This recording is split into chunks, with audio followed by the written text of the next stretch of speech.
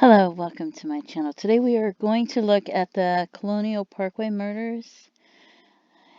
It says they were the slaying of at least eight people, apparently by a serial killer along the Colonial Parkway of the U.S. Commonwealth of Virginia or nearby between 1986 and 1989. During that time, 3 couples were murdered and 1 couple is missing and presumed to be dead. The linking of the 4 crimes is just circumstantial, and no suspects have ever been publicly identified. So then they show you the victims. Well, there's no photos here, but let's see. I looked up some photos, and I think that this is the first couple, and this is the second couple, and this is the third couple, and this is the fourth couple. So going across, this is the first couple, second couple, third couple, and fourth couple. And then see, there's some pictures of the second couple. She looks so young.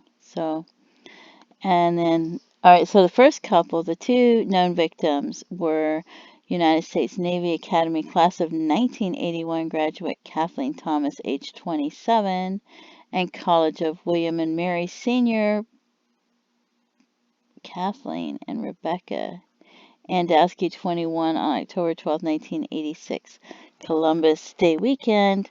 Their bodies were found inside Thomas's white 1980 Honda Civic at the Cheatham Annex Overlook along the Colonial Parkway in Williamsburg, Virginia.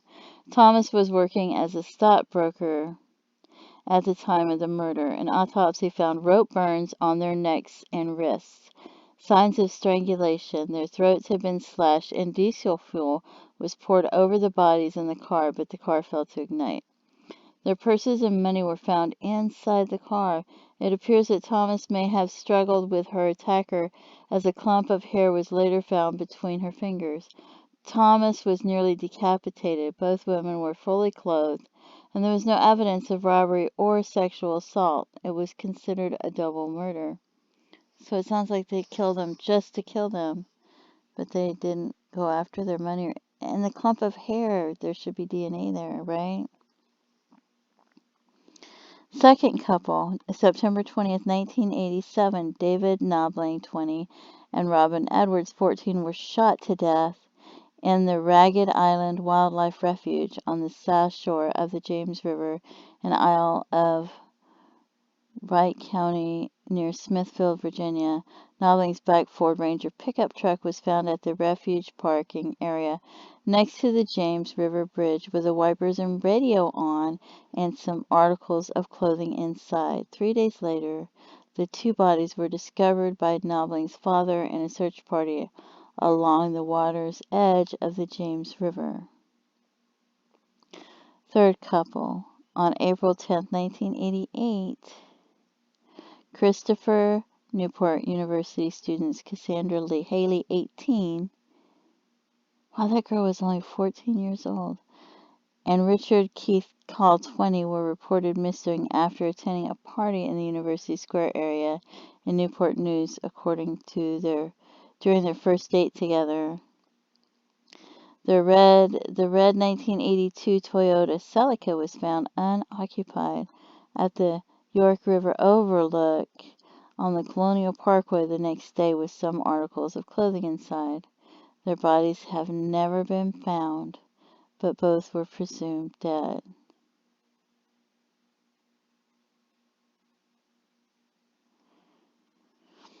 Fourth couple, September 5th, 1989, just after Labor Day weekend. Annamaria Phelps, 18, and Daniel Lauer, 21, vanished while en route to Virginia Beach. Phelps had been dating Lauer's brother at the time they went missing. Lauer's car, gold 1972 Chevy Nova, was soon found abandoned on the I-64 New Kent rest stop in New Kent County, and it was discovered to have been headed in the wrong direction, away from their intended Virginia Beach destination. On October 19, 1989, the skeletonized bodies of Phelps and Lauer were found in a wooded area by hunters along Interstate 64 between Williamsburg and Richmond.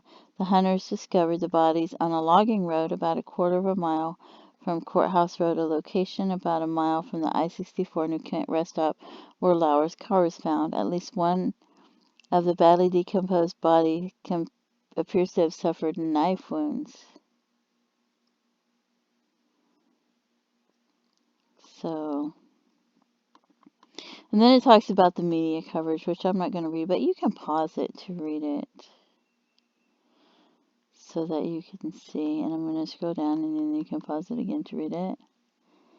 And then I'll scroll down again. So, and then it says a 2010 note was discovered in a box taken years earlier from Annamaria Phelps' apartment. The note, which was undated and purportedly written by Phelps, indicated that she was to meet someone in a blue van at a rest stop. While the Virginia State Police claim the information in this note was previously examined, one of the state police investigators working during the 1989 Phelps-Lauer murders told a television reporter that he was unaware of the existence of the note. So if they were to meet somebody there at that, they could have asked people if they had seen the blue van, and asked other people if they were aware of the blue van. So I don't understand, and that would have helped them a lot if they had known about it, which some say they did and some say they didn't. So, and then here's the references. So if you want to go there to see, you can go to Wikipedia and click on one of the pages to find the references to read what it says. Some of the links may still work and some of them may not. So, and I went to look at some pictures of the couples. So I typed in a couple of the names. And then I believe it's also now called Lover's Lane Murders. And this talks about, there's a series, chilling and eerie, connected similarities to 4 brutal double murders between 1986 and 1990. So it appears there might be a series out that I haven't seen it. And so I might want to get my Hulu subscription so I can watch that. I had one, I just don't have it anymore. So, and then it talks about Colonial Parkway on Reddit, a tale of 2 killers. Were there 2 killers? I don't know. And I'm surprised there weren't other ones that happened. And this one says murders were committed by a cop. What? In the miniseries by Oxygen on the Case. Everyone speculates, oh wow. Anyway, so then I went to Reddit. I haven't read it yet, but I'm about to read it, so this is the one I picked. It says, Thursday night was theirs, a time when they could be alone together despite living so far apart, despite living in such an unwelcoming world. Every Thursday night they were able to live as they wanted. Kathy Thomas would drive up from Virginia Beach to visit her girlfriend Becky Dowski at the College of William and Mary on Thursday nights. It was 1986. Ronald Reagan was in office. Unions were being crushed. Well, that's interesting the way they phrase that.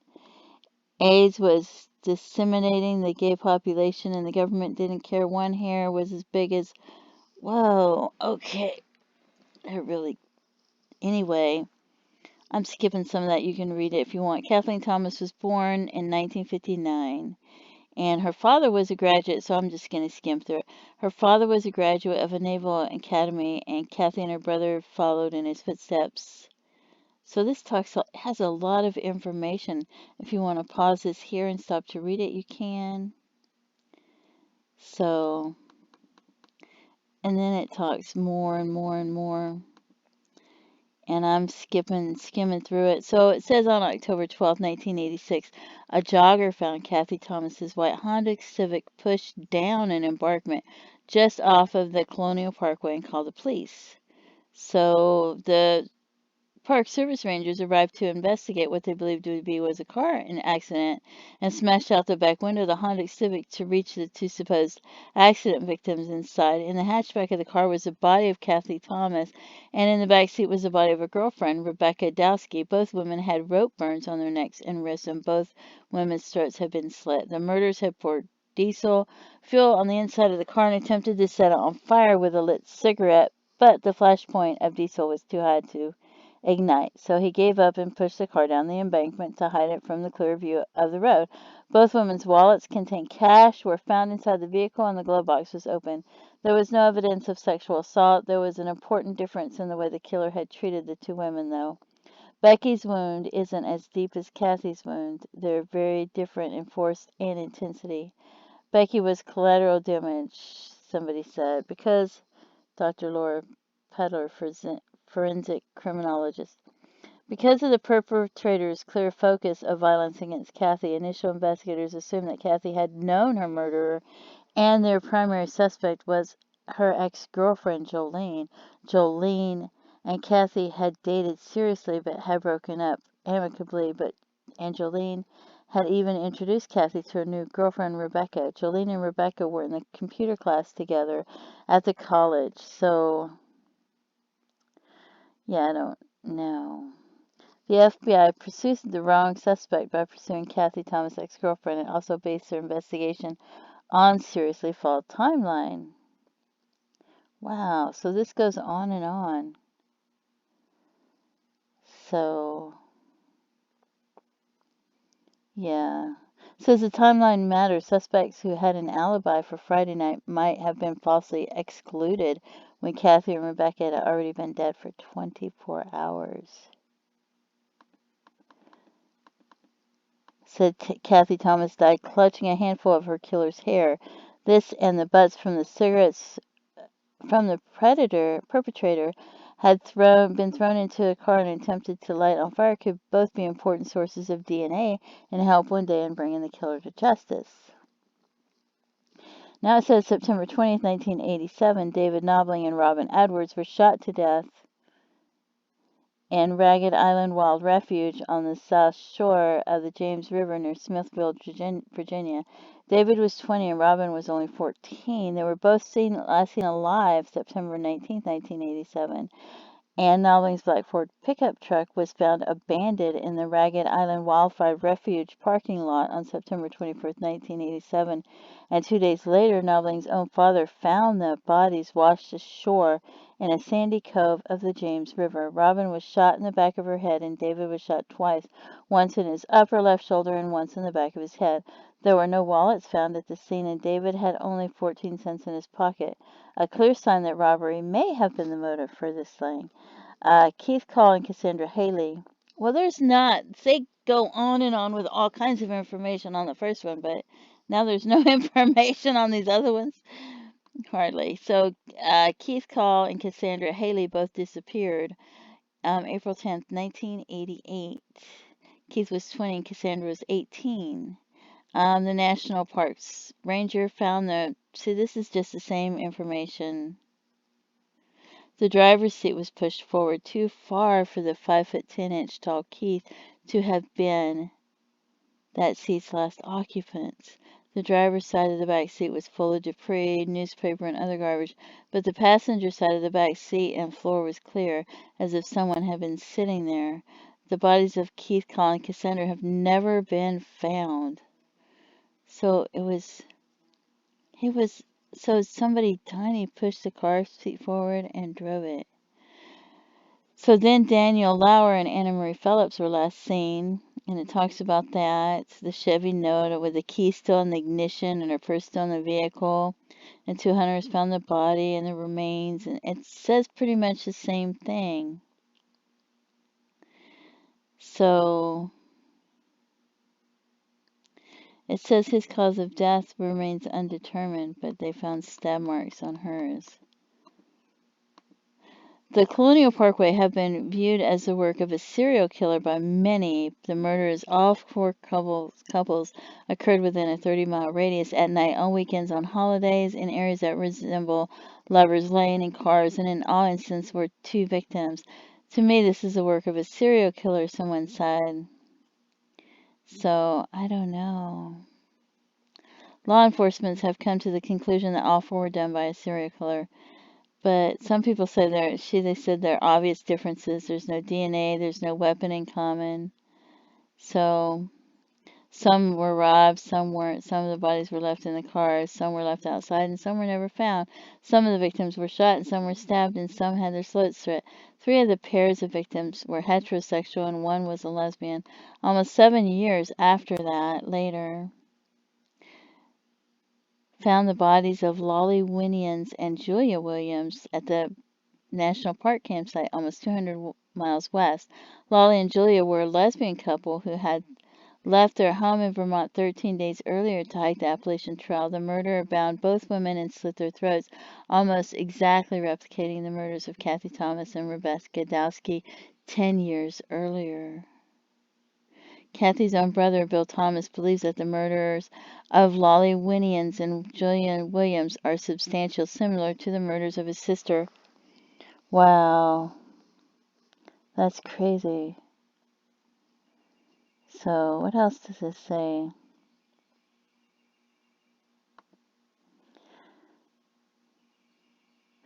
Someone else might have more information, but wasn't the last couple not a couple, but just a young man and a woman who were sharing a ride to a common destination? That one said, I believe you're correct. Oh, yeah. So, this one, see. And you can pause it and read it because I'm like skimming through trying to read it.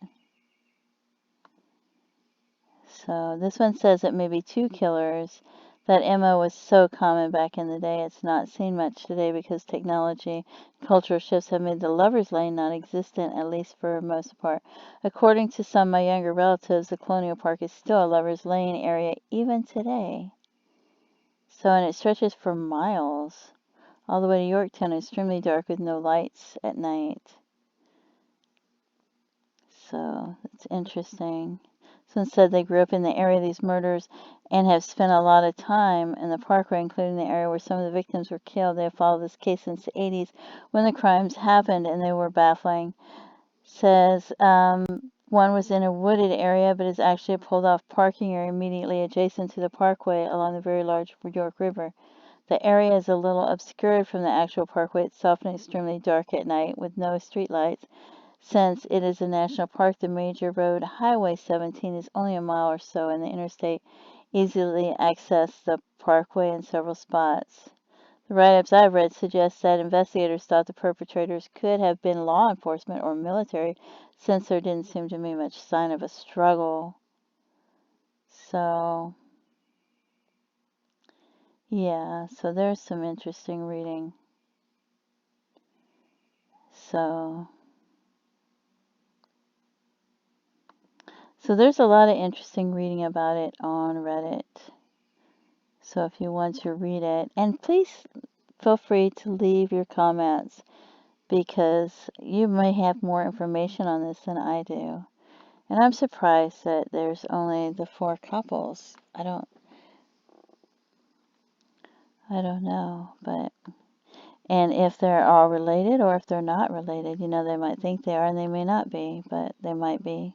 Maybe someone was killing them in different ways, trying to throw it off, trying to make it look like different people did it so that they wouldn't be connected. I don't know. So, yeah. Anyway, please feel free to leave comments, and I thank you so much for tuning in to my channel.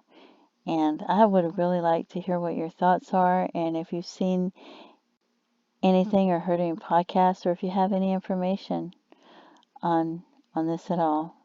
And thank you so much for tuning into my channel. Have a great day. Bye-bye.